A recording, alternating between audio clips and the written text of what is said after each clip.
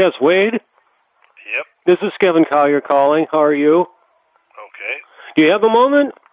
Sure. Okay. When did you acquire the rights to Robot Monster? What year? Oh, God, I'd have to go pull the files. Oh, really? That long ago, huh? Quite a long time ago. Okay, got it from Medallion, right? Yeah, John Etlinger. Okay. I'm curious to know, how does the film, the DVD sales do? Does it do good every year? Oh, yeah.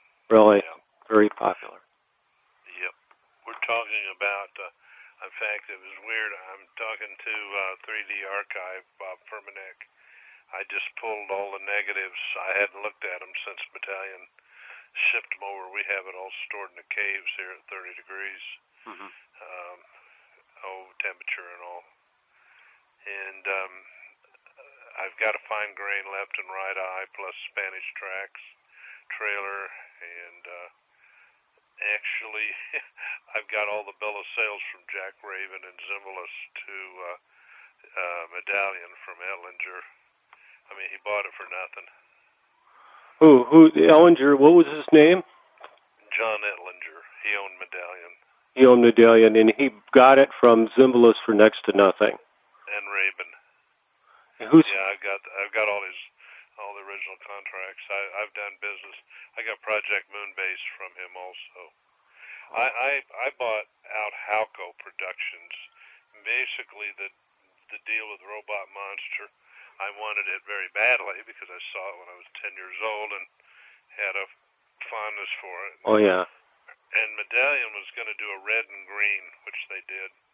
Yeah. And when I got a picture from Medallion, 3 pictures, Kentucky Rifle, Thunder in Carolina, Technicolor film with Rory Calhoun, and something in Cinecolor with Marie Windsor. I keep saying Dakota Lil, but that wasn't it. It was, some Ron Orman 2-color Cinecolor movie. Anyway, I wasn't able, I've been after John for a long time for Robot Monster. I just couldn't get it done. And so he was doing with these guys, I think you remember that, 3D edition they put out. Yeah, on MTV. I got an entry in my book on that. And anyway, I got it from him, but he wouldn't sell me the 3D edition they had just done.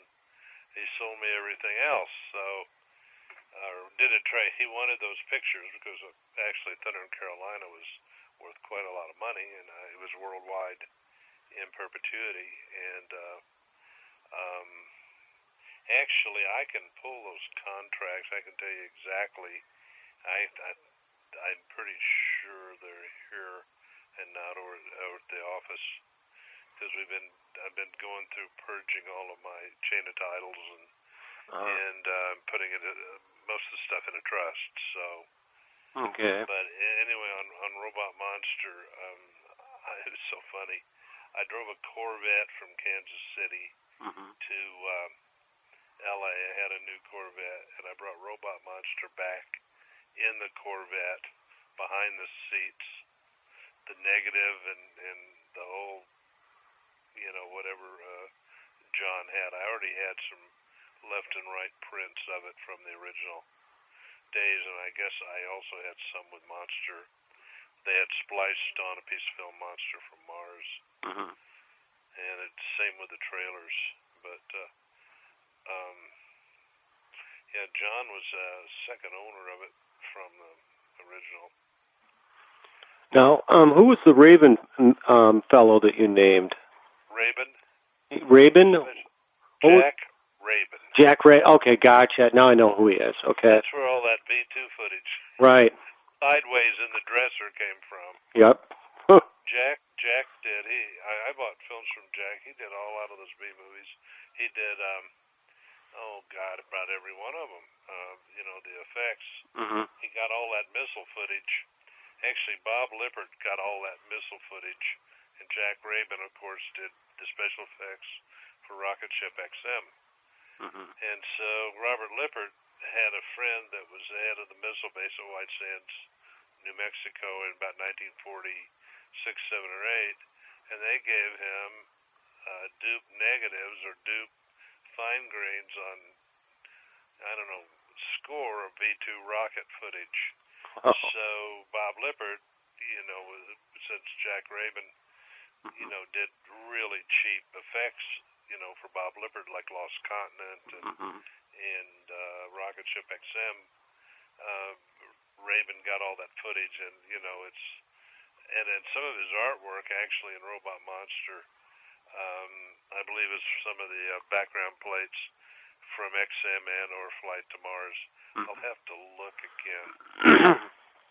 Yeah, that's what Robert told me, the 3D guy. He said that he thought it was from Rocket XM. Well, Jack Rabin, he had a lot of really cheap effects, and I remember I saw Robot Monster when it came out here in Kansas City in 1953, and it was in a little bitty neighborhood theater called the Pick, and it was double billed with the Flying Saucer, and which I ended up owning only out of sentiment, because it's not a great film, but it's historically one of the first films, dealing with flying saucers, and I got to meet the producer years back and actually did a long story. I think it might have been Film Facts or one of those on that film, but anyway, Robot Monster, I finally was able to get. If you hold on, I can tell you exactly. Okay, that'd be cool. That'd be very cool. I'm sorry, I just lost track of the time. I would have had that file out. Hold on, please.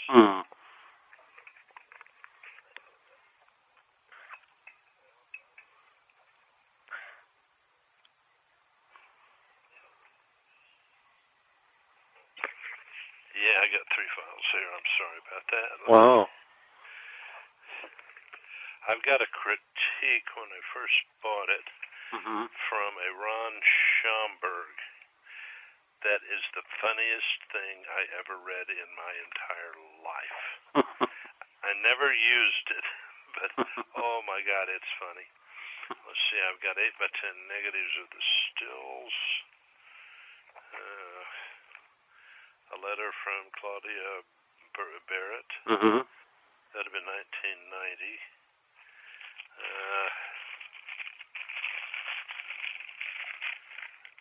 Yeah, a lot of 4x7 proofs. Let's see. Yeah, he made the special edition, that's right. Let me see.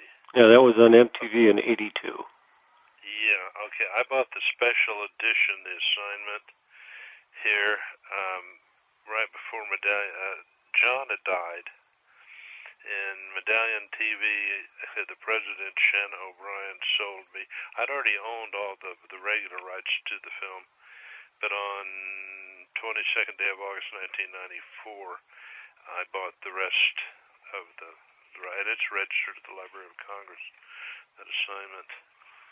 Hold on here. Let's see. When did I buy Robot Monster? So you own the rights to Robot Monster Special Edition, too? Yes, I do. Okay. No one is... Bob Fermanack just says junk it because he said it's not done right. All that. Okay, Medallion bought Robot Monster under a certain agreement on March 31st, 1972 from Alfred N. Zimbalist Production, also doing business as Three-Dimensional Pictures. The negatives were held at Producers Film Center, Los Angeles, and were sent over to John. Okay. And there were when I bought the first of the rights, there were 3 licenses. Sony Home Video had the flat version, which expired in '92. Television broadcast in Spain in 1996, and Channel 4 in England expired 1990. Anyway, let me find when I bought it. Sorry about that. No, I appreciate any time you can give me, sir. This is great. Might have some I might have continuity, and I've got licenses here for the Comedy Channel. When did that expire? License.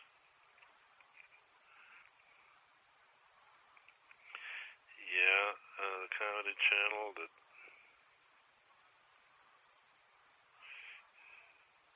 In 1992, he did the deal with the Comedy Channel. He got $51,000 for that. 3 or 4 times what the movie cost.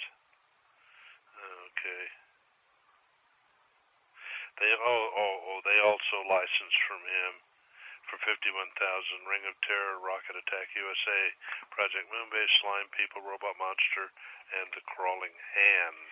Okay, that would have been their use for Mystery Science Theater. Yeah. That corresponds with that. Yeah. Okay. Yeah, now I've got the letter too from the Comedy Channel to. I got that contract here. Got from John. Yeah, I got all that license. It's expired.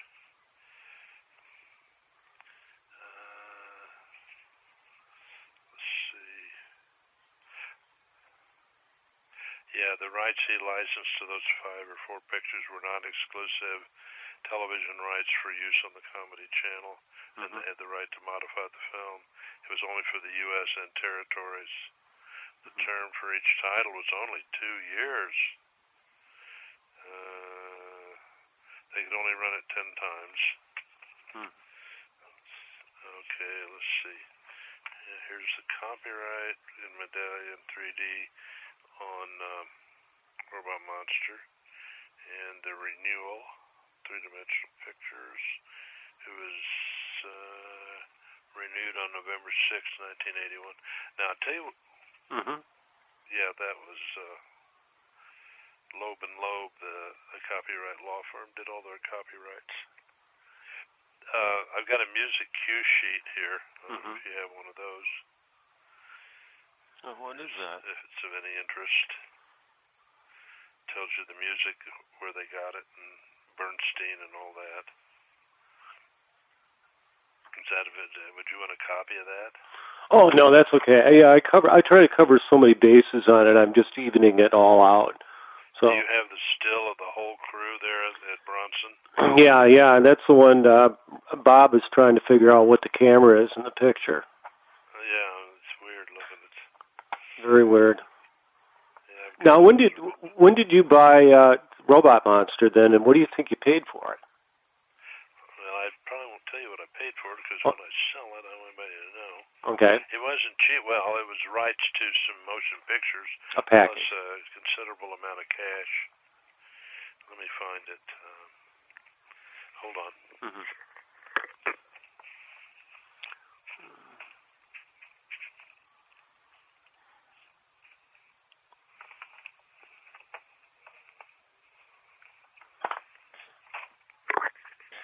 right.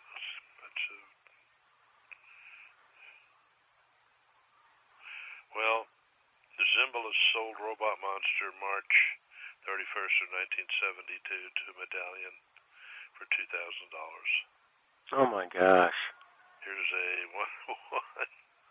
11-page consignment of all rights.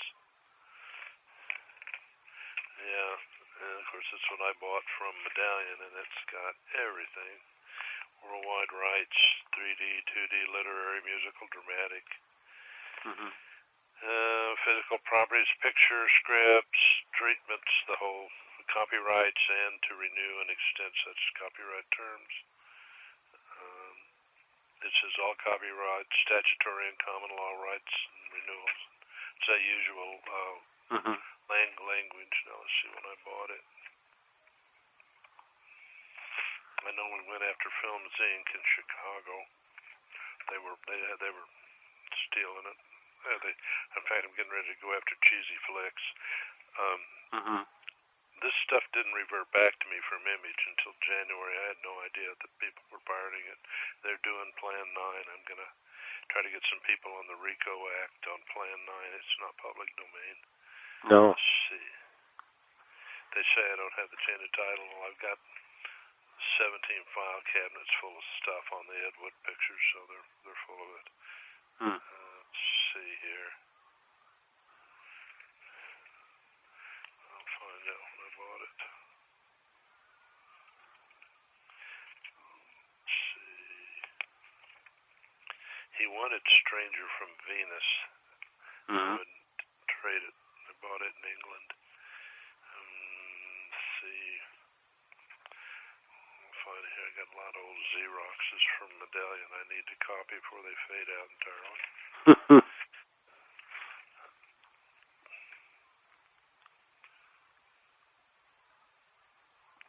Oh yeah, Comedy Channel, Frank Quinn. We tried to collect after the rights came to me. I don't know if we ever collected from him or not.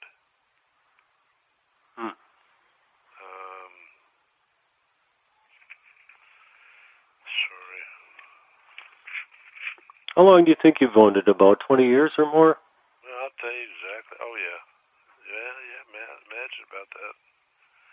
I've got the contract here. There's just so much stuff.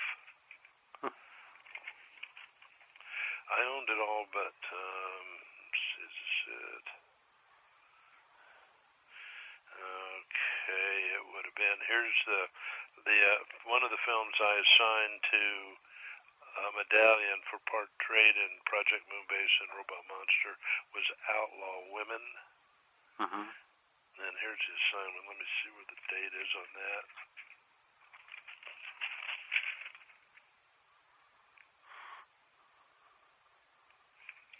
And we picked up, we picked up this stuff there.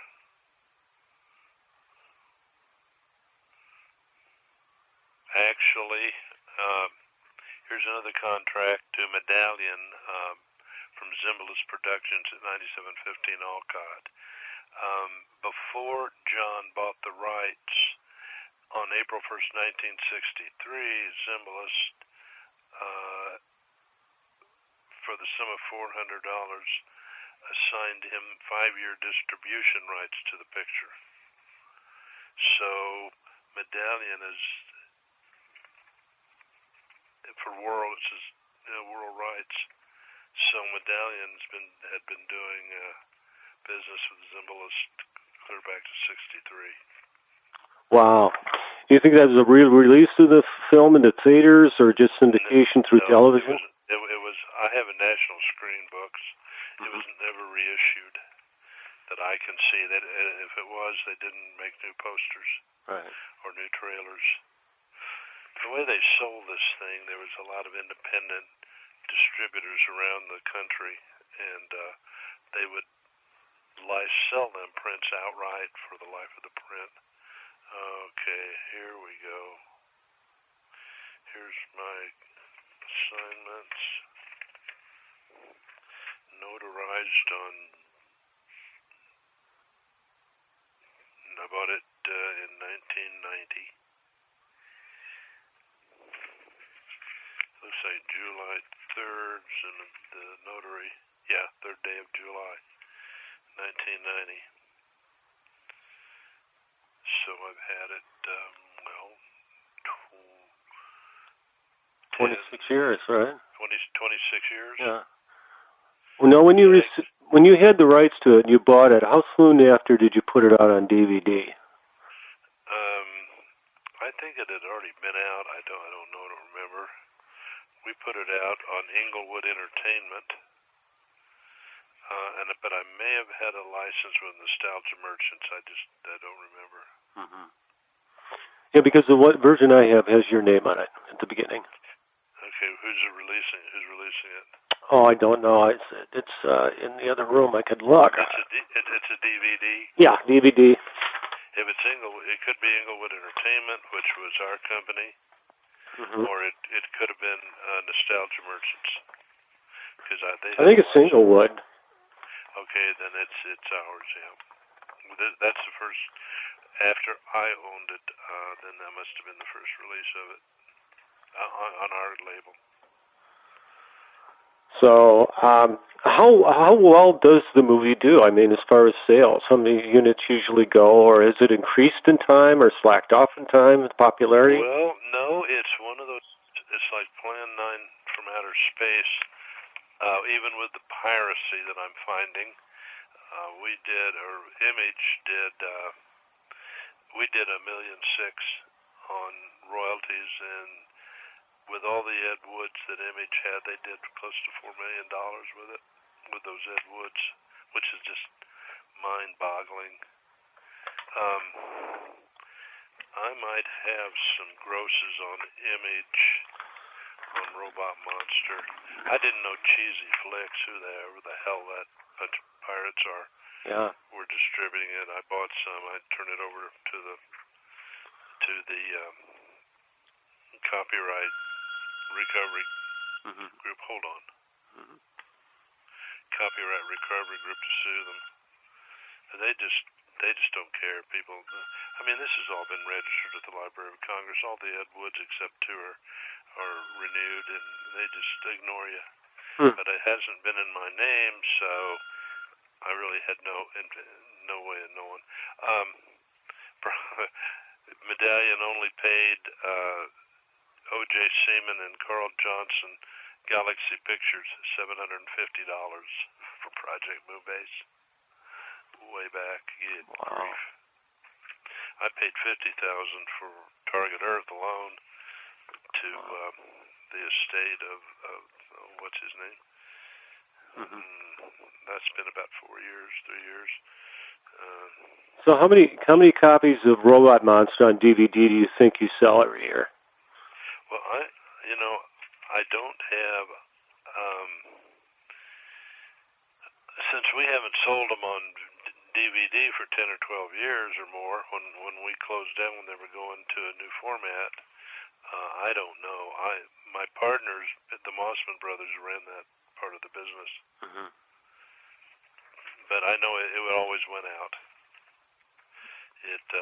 Personally, when I worked on the Paramount movie, it came from Hollywood. I was one of the people with the Medveds and Jeff Stein that licensed film clips, and that's how I got involved with Ed Wood. And Robot Monster, I thought should have had been the worst picture. I don't want to make you mad. But look, kiddo, when I was 9 years old, I sat in that theater in a wooden theater seat, and I was so nutty about science fiction. And Tom Corbett's Space Cadet and Space Patrol. Oh, I've got all those, yeah. Well, I own those shows. I own all those. Oh, you do? Then I just bought them from you not too long ago. No, those are all pirated, and they're coming off, so good thing you got them. Oh, you're kidding. None of the last ones that were legal were Inglewood Entertainment. And I noticed some jerks are selling them. But, since I have not had the license for 10 years, the whole library was licensed, so I don't pay any attention to it. And I'm just finding out about it. I got 3 years statutory to jerk their chain. I don't want to get them in trouble. Just stop stealing people's stuff. Yeah. Be okay with me. Yeah. Here's the original copyright and renewal on Robot. I'm sorry, I'm going through here.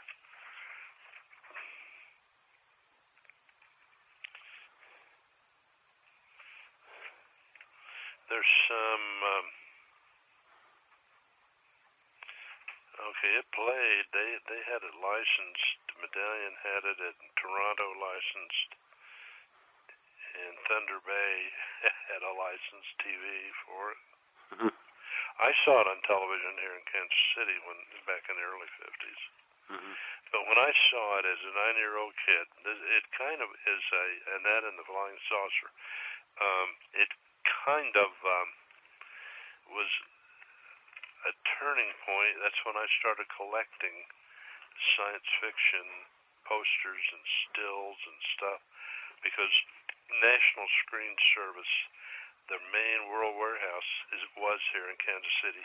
They distributed all of the posters worldwide and all of the trailers. They had 8 floors of stuff.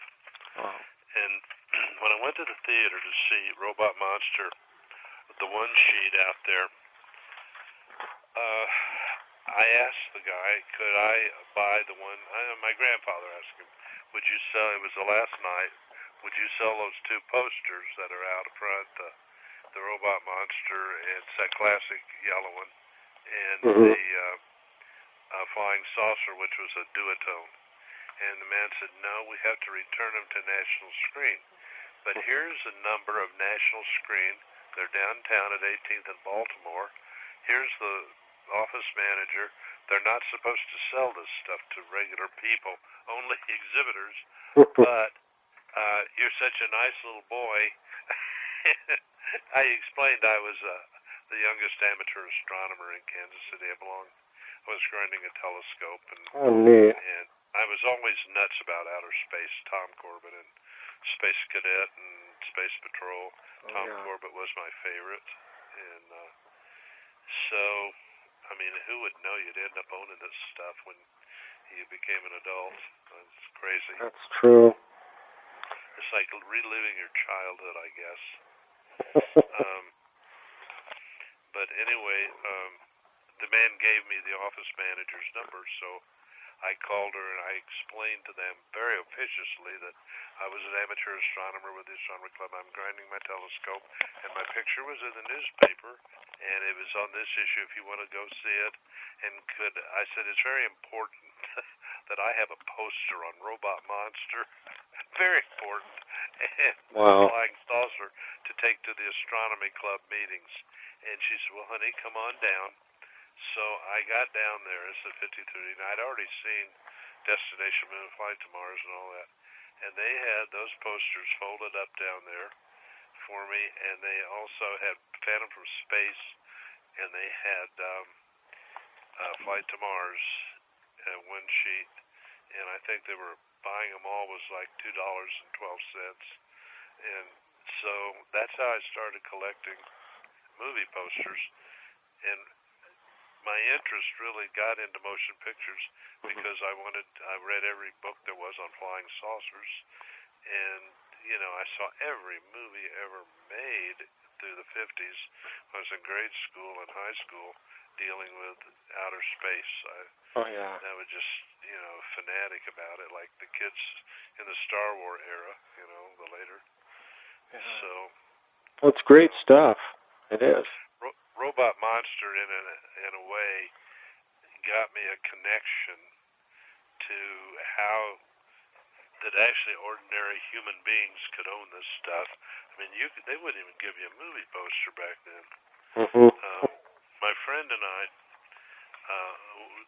I shouldn't even put this in print, stole a lobby card off of a theater downtown, and it was glued on the side of the building, from Rocket Ship XM, card number 3. Wow. We just ripped it off and ran. So it was closing. That was the last day, but all they did was glue stuff over. They didn't even return them. They didn't put them in a frame. They just glued them on the wall. Wow. Whew. That's crazy. Yeah, I had that poster. It was all beat up for many years. I think my mom, when I went in the Air Force, I think she cleaned out my closet. She should have been shot at sunrise, but I think she throwing those goodies away. So, is there any chance that the Robot Monster will eventually come out on Blu-ray, either in 3D or just Blu-ray? Absolutely. I'm dealing right now with 3D Archive. I just did GOG, Bob Furmanek. I've known him for years. And dealing with him to do Catwoman of the Moon, Hannah Lee, and Robot Monster. Of course, he's dying to get Robot Monster. Oh, yeah. But it costs about $13,000-14,000 to do a 4K, and I want to make sure I have a license. I just want to, do it and have no license. Kino was keen on distributing that and 24 other pictures, but we couldn't come to an agreement. So, believe me, it will license. Wow. So you are planning on maybe a Blu-ray edition of that? Well, we're going to do a 3D, and I guess we'll do a 2D Blu-ray. I did Twilight Time. I've been talking to Brian Jameson on, they went Destination Moon and Invaders from Mars. So, haven't mentioned, I don't think they know how popular Robot Monster is. Yeah. I certainly didn't. We own theaters here, and I let the people that licensed all this stuff, I just let them deal with it. And I didn't know they were pirating Plan 9 until a year ago. Yeah. I mean, Jesus. Yeah. But you'll have to pay. I've got to change the title, so.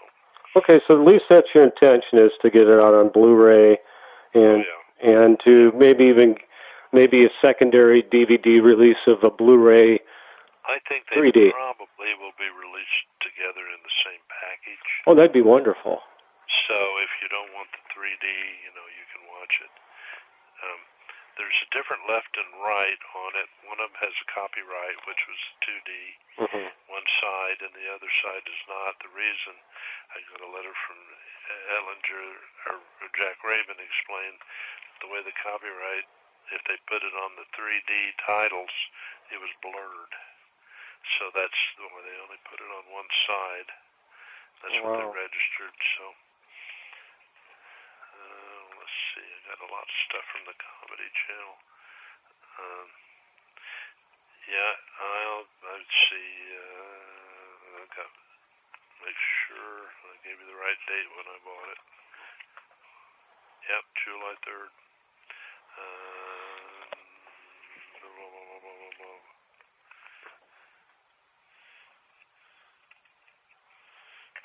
Okay, let me find a short form. Oh, that's what I say, 1990? Yeah. Mm-hmm. Yeah. Oh, okay, that's cool. I want to thank you for your time, though. And I did find Pamela Paulson to interview her for my book. I think that's wonderful. How on earth? Okay, I'll tell you how I found her. How on earth? I'll tell you, I asked her, too. I personally asked her, I said, how many times since the release of Robot Monster have you ever been interviewed about the movie? And she said, none. She said, you're the first one. So she's never been interviewed before about the Robot Monster movie. I went online and I searched, and I was trying to find a Pamela Paulson out in the Los Angeles area. Well, I found a woman that was 21 years old by that name, Pamela J. Paulson, and it was a marriage document, and it was to a John Casey. And I thought, you know what? I'm going to research this a little further. What's the chances somebody's still married, 50 years later? I don't know. But they were. So I found a phone number from 2008, and I picked up the phone, and I called her, and I said, are you Pamela? Yes. And was your maiden name Paulson? Yes. I said, did you ever star in a movie when you were a kid? She said, you mean Robot Monster? God. Oh, no, it's fun. She lives in San Jose, California, and lives in one of those villages places, the villages where the senior retirement is. Yeah. And so her name is Pamela Casey, and she operates a amateur theater group there. They put on plays and acting and stuff, and she's having a good time. Well, they ought to do a play of Robot Monster. Maybe I'll tell her that. Tell her that, yeah. I've got a thing from a research company from 1972, Loeb and Loeb, and it tells when it was first put on television, if you want any of that information. Okay, it says, television presentations, Robot Monster was televised over Channel 2 in 1954 to 1955, over Channel 5 in 1957, 1959, 1960. It was released, let's see, over Channel 7 in 1965, 66, and 68, over Channel 8 in 1955, Channel 9 in 55 and 57, and Channel 13 in 1957. Where were those channels? Where were those channels located? Look at here, wait a minute. The film was released first abroad in 1954 in England by Exclusive Pictures. All right, let's see.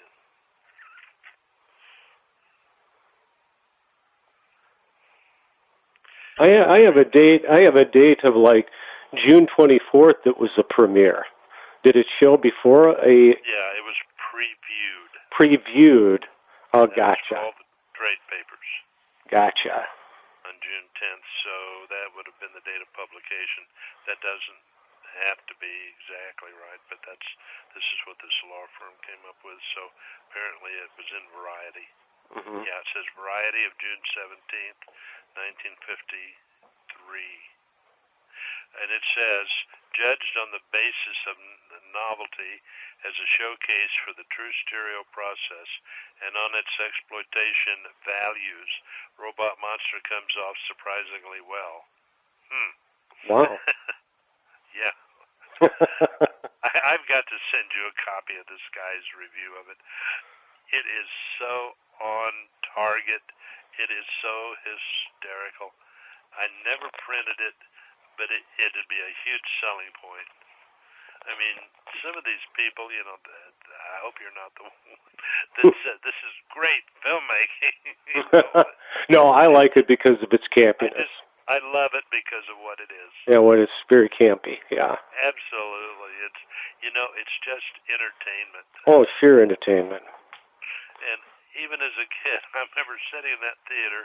It wasn't in 3D here, mm-hmm. and I saw that dresser. I thought, it started out okay, but I tell you what really thrilled me, because at home I had that space helmet that the kid was wearing. That space helmet, it was sold from Space Patrol. You bought it at the 5 and dime.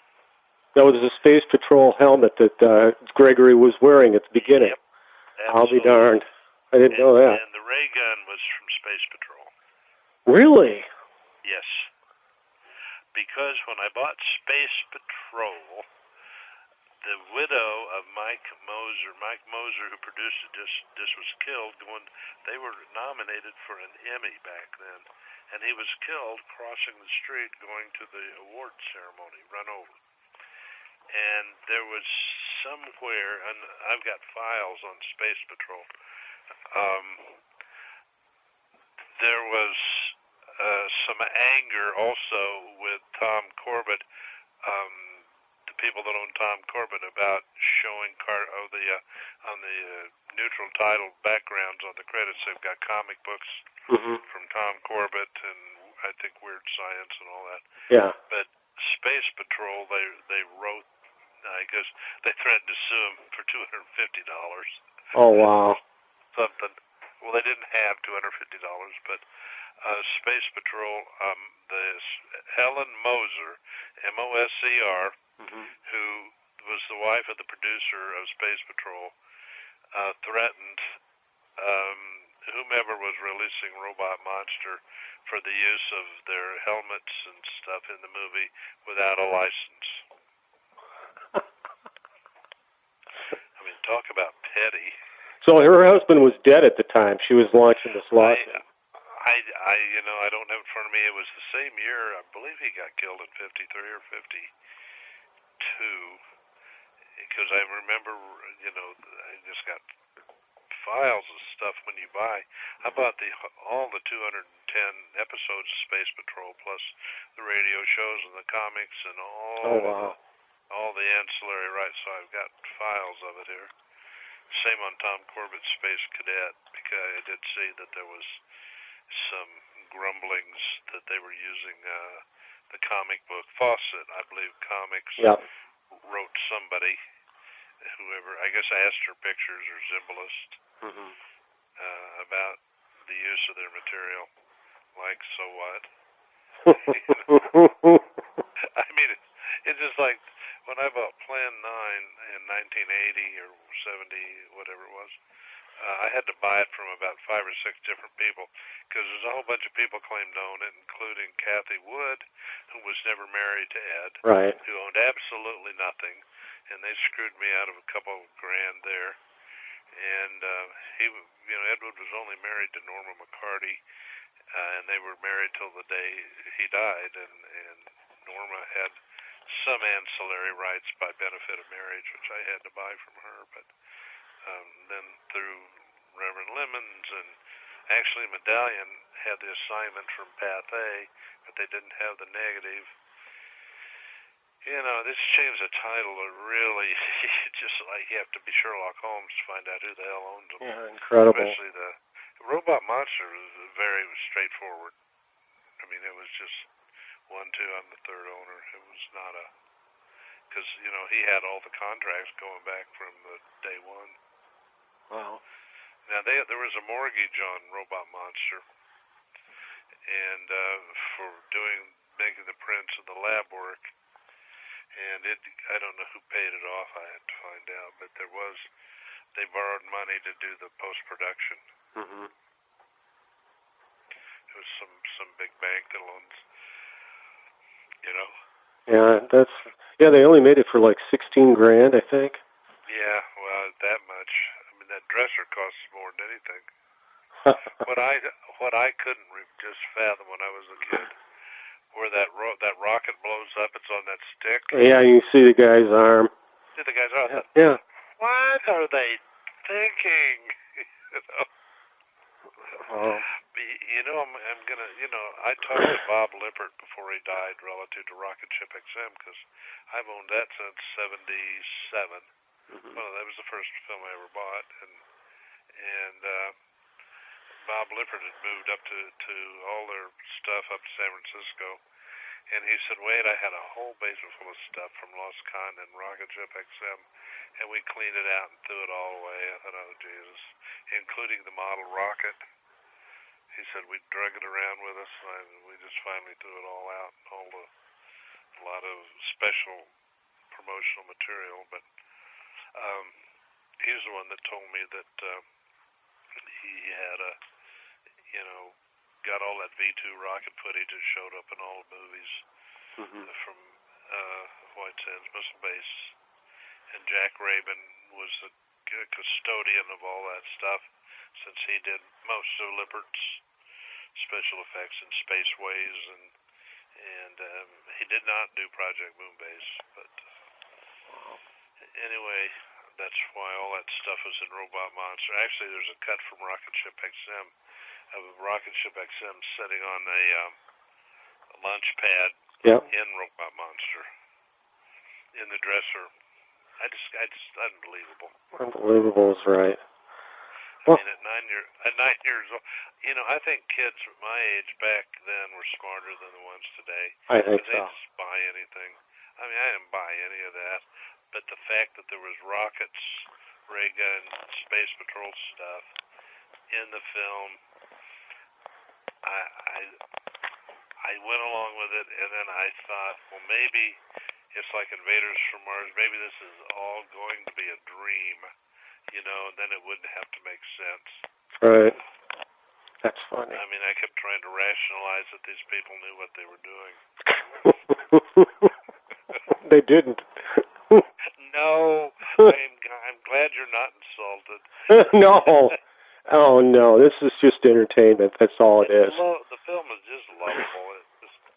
It's like an old friend, I tell people, I said, I really think it's more entertaining than Plan 9. I do too. I think it should have been number 1 instead of 2. I've told Harry Medved that a couple times. Yeah. They said it was a toss-up, but Ed Wood had a bigger body of film, except I forgot what else Zimbalist made. He made other stuff. Yeah. Equally, nothing equals Robot Monsters. I'll tell you, the guy, who's the guy that owned the gorilla suit? Oh, George Barrows. Okay, when did he die? Gosh, was it 78 or something? I don't know. I have to look it up. I've got his bio in my book. but I forget. His widow, about the time I bought Robot Monster, or her son or somebody associated with Barrow, wanted to sell me the gorilla suit from Robot Monster. And it was like $5,000, and it was all moth-eaten. And I said, well, I had all the space suits from Tom Corbett. I had them all from Space Patrol, which I finally put up at auction next month out at Profiles in History out in California. And I also had the alien from Earth versus the Flying Saucers. And it's going up for auction. It's out there. Because I'm 73. You can't take this stuff with you. No, you can't. Believe it or not, you can't. The Sci-Fi Museum will buy it. I do have a helmet from Robot Monster. The guy that made him was at Western Costume, according to what I was told. Whether that's Bob true Burns? or not. They did Flight to Mars. They're all in the same. They were made for Flight to Mars. Yeah. And they made a whole bunch of them. So that's what Bob Burns says.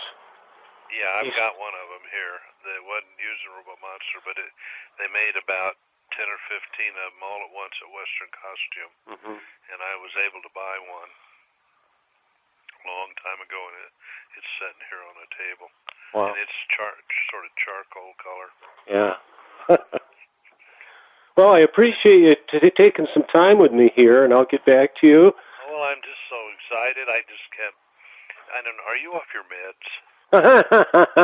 Yeah. But I'm glad.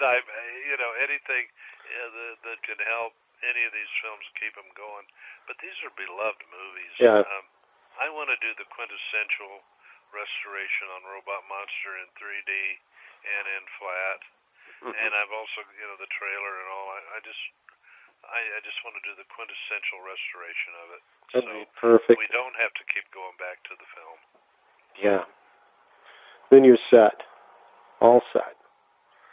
Well, I thank you very much, Wade, for speaking with me. Do you want me to send you a copy of one of the critiques on this film? Sure, that'd be fun. That you will laugh. I mean, it's uncontrollably. The guy is brilliant that wrote it. And let me get an address where to send it. Okay, tell me where I should send it. Email it? Well, wait a minute. Dana, can I email this critique? Well, see, I'm so stupid. Well, you could send it. You could send it in the mail, regular mail. That's fine. Well, give me a regular mail, but we'll try to email it. Okay. Give me an email. My email is KEVIN. Okay, T what? No, well, I'll just email you right now. Your address. Email me the whole thing. Yeah. Okay. You have my email. Yeah, I do, and I'll send you something. Let me look. I gotta get my glasses on. Where are you? I have the continuity. I got the script somewhere here. Oh, I think they published. Did we do a license on the script? Maybe. I don't know. Let me see. Where are you? Here we go. Now I'm trying to find you. Okay. Also writing a book with on the life and cinema of Ted V. Michaels. Oh my God! I know, and he actually was the band that photographed Ed Wood's last film that was in color. Oh yeah. Ed Gould's or something. I don't know what it was. Well, I don't think he did Night of the Ghouls. Because that was also known as Revenge of the Dead. Because it was, I had to buy that from Norma McCarty, who was his last wife. But also it had a big lab lean on it. They never released it, and they wanted it. Alex Gordon said that they wanted it released as Night of the Ghouls, that he didn't want Revenge of the Dead on it. So we released it as Night of the Ghouls for the first time, like 20 years after it was made, set in a lab. And I'm trying to see what else I have here on Robot Monster. A bunch of stills that are fairly common. And script and stuff. So. Okay, well, I'll just send you my email, Don. And we'll be in touch a little later. And thanks for your time. Great. Well, I'm excited. Now, are there 2 books out? I know there's one. I got the one. Yeah, the one came out in December, and I guess somebody else is working on one, too. Yeah, a guy had been in contact with me for a couple of years, and I know he's working on one. Haven't heard from him for a while. Maybe he didn't have much more to say after the other one's out. I don't know. Could be. Well, I got the 3 surviving cast members in there telling me their stories. Great. So that's good. Great. And Pamela for the first time, so I think that's a bonus. So. You know what struck me when I saw that film? Selena Royal was a major movie actress, and her film I had just seen with my grandmother was The Fightings. It was Sullivans. Have you ever seen that? Yes. Well, she was the mother of the Sullivans. Wow. And I remember her so vividly when they told them that all the boys were killed. And I thought, what is she doing in this? Has she fallen on evil day? You know? And, of course, George Nader, I don't know how he got it. I don't know. I love the fact that, was it Wyatt Ordung that tried to kill himself after reading the reviews? Yeah. Isn't that crazy? No, it's great Hollywood stuff. Yeah.